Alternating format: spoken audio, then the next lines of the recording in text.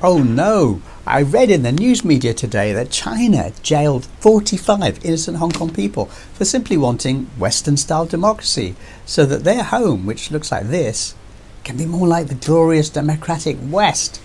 As everyone knows, Western democracy produces peerless leaders like this, and it produces thriving economies, which grow super fast. Look at these numbers. Wait, no, maybe that's not a good graph to show. Moving on, some of the articles quote Hong Kong's former Great White Saviour, a man named Christ Patton, a man who's not bitter and twisted at all.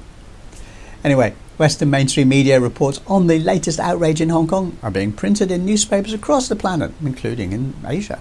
Guardian headline refers to international outrage, but the text refers to Western countries because only their opinions count. However, what really happened in Hong Kong yesterday was very different. I can explain it in 50 words. Hong Kong courts gave shorter than expected sentences to participants in a regime change plot, which only aspired to incite mayhem with blood on the streets. Sentences ranged from 4 to 10 years, with one of the older members, Claudia Mo, expected to be released by next April. Okay, that's the real story. You know, the Western press reports that I've seen are omitting two rather important facts. First, incitement to topple the government is illegal pretty much everywhere. Very much so in Asian countries and also in Western countries. Second, most of the people involved pleaded guilty, so Western reporters' criticism of the judgment makes no sense. But behind this and associated cases, we find one key fact you need to know about what's really been going on here. The real mastermind behind all Hong Kong's troubles has never been collared, he's never been named, he's never been identified, may even be a woman. Let's just refer to him or her as the paymaster to keep it simple. Cue bad guy music. Now, there's a really important secret money trail under all this from the paymaster. The hidden truth about the Hong Kong protests of 2019 is that they were awash with money, as I've said before. They were absolutely flooded with cash from somewhere, someone. Now, when this particular group of 45, originally 47, anti-China protesters launched their 10-step plot to overthrow the government, law enforcers noted that sums of money were swapping hands. Some of these sums were large. One person got 290,000 Hong Kong dollars, which is about 37,000 US dollars. Now, Hong Kong, like most places, does not allow politicians or political organisers to get secret payments for what they do. Police found one bank account linked to the project containing 1.6 million Hong Kong dollars, and they froze the funds. Where did the money for this regime change operation came from? Who was distributing it and who got paid what? Regime change? Who likes regime change operations? You know, those were the questions that should have been asked, but they weren't really. Instead, the big Western mainstream media outlets did their usual "Hong Kong is oppressing the innocent" reports, while local Hong Kong people were understandably focused on the rather horrible details of the 10-step plot to overthrow the government. Now, our local media is not very good at investigative journalism, sadly. Mainstream media reports appearing all over the world today completely omit details of the 10-step plan. So let's quickly explain what it was. I'll do this in less than a minute if I can. So, leader Benny Tai plotted to identify populism-driven candidates to create a block vote of more than 35 members in the Legislative Council and then use it as a massive constitutional weapon to paralyse society. The weapon would veto the budget and freeze all government spending. That's the money that keeps hospitals and schools and utilities running. This would create a state of emergency. What fun. It would eventually generate so much misery and chaos among Hong Kong people that it would force China's leadership to take control of Hong Kong. That, in turn, would provide Washington with justification to hit Hong Kong and mainland China with massive rate sanctions, harming or destroying their economies and forcing regime change. Very nice.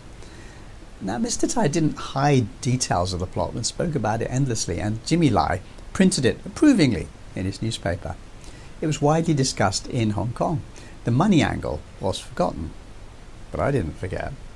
Who was the paymaster behind this regime change operation? Now, I'm not going to speculate, let people decide for themselves. Running parallel to this and also active from 2019 onwards was another group of Hong Kong protesters, also pro-violence, also very anti-China, and they too ended up with large mysterious cash payments. They call themselves the Dragon Slaying Brigade, and their court case ended a few days ago with the leaders pleading guilty. Now, the vast majority of the Western media is running a news blackout on that story because it really upsets their narrative. Here's the story. Someone decided to fly a cluster of Hong Kong protesters to Taiwan for training. Who was it? Who paid for that? Who trained them? And who paid the trainers in Taiwan?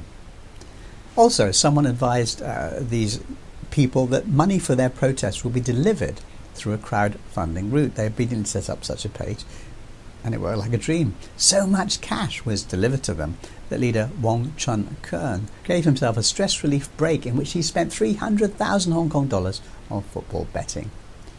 Where did his money come from? You know, at the time, Western and Eastern governments were sharing warnings that crowdfunding was a new route for terrorist funding. And these Hong Kong protesters are the textbook example, literally spending crowd-funded cash on bombs and guns to kill innocent people. Luckily, the Hong Kong police foiled the plot just a few hours before the bombs were due to be set off. So who was the paymaster there? Where did that cash originate? And there is a third example. The trial of Trump fanatic tycoon Jimmy Lai is running in Hong Kong at the moment. Now, the international media is choosing not to report the actual details of the hearings. And it's easy to see why. Too much is being revealed. One of the things the court heard was that huge amounts of international money flowed into Jimmy Lai's bank accounts, and large sums of cash went out to anti-China individuals and groups. The tabloid publisher received 2.945 billion Hong Kong dollars in his 9 bank accounts in recent years, with the deposits coming from the United States, Canada, Taiwan, Hong Kong, Singapore, and elsewhere. The money is said to have been derived from overseas securities trading. Very nice if you can get it. But the money didn't sit in the accounts. Chunks of finance went out to multiple China-hostile political individuals and groups in Hong Kong, and also to the US and the UK. Now, the biggest individual recipient named was Cardinal Joseph Zen, a retired Hong Kong churchman who has fallen out with his colleagues, including Pope Francis, over his relentless China bashing. The Cardinal received $3.5 million in 2017. So how did Jimmy Lai have so much money, given that his newspaper was losing $1 million a day, week after week, month after month, year after year? Now, you'll notice that we've talked about large sums of money funding regime change protests without mentioning the most notorious source of all, Washington's National Endowment for Democracy, or NED. The NED started funding and training groups in Hong Kong in 1994, with more cash and more groups year by year.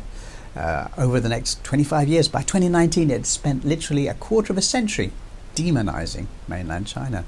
Their efforts profoundly affected the views of Hong Kong young people and older people, working journalists, and the political classes in the city generally. Now, there's a lot of irony here. Ned's main theme was to say that workers were terribly mistreated by the Chinese government, in contrast to the glorious West. But the International Labour Organization, which actually rates countries on their treatment of workers, has long said that China adheres better to labour protection rules than the US does. I was one of the people caught up by all this. I marched with the so-called pro-democracy movement for 30 years.